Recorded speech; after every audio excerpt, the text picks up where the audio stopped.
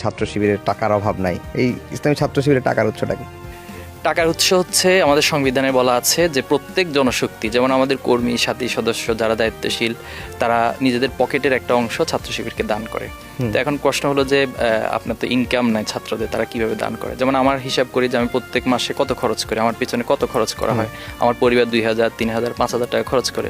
তো সেখান থেকে আমি 10 টাকা, 20 টাকা, 50 টাকা, 100 টাকা বাঁচিয়ে এটা সংগঠনকে দান করি। শিবিরের কর্মী হতে হলে এই শর্তটা সবাইকে পালন করতে হয়।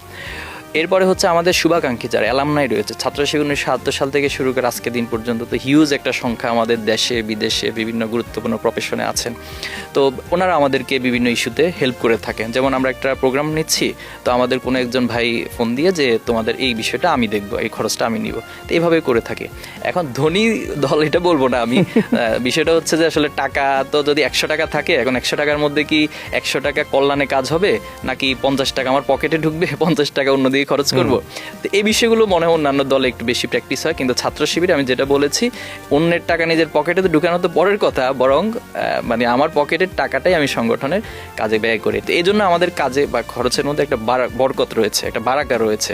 আমরা যেটা দেখা যাচ্ছে 100 টাকা দিয়ে যে কাজটা করতে পারে, অন্যরা সেটা 1000 টাকা দিয়ে করতে পারে না। ওই যে বললাম, পকেটে ঢুকিয়ে ডানে বামে ঢুকিয়ে, এই জন্য আসলে দিন শেষে সেখানে বরকত খুঁজে পাওয়া যায় না। তো এটা আমাদের আয়ের উৎস এবং আপনাদের কাছে ধনী মনে হওয়ার এটাই আমাদের কারণ।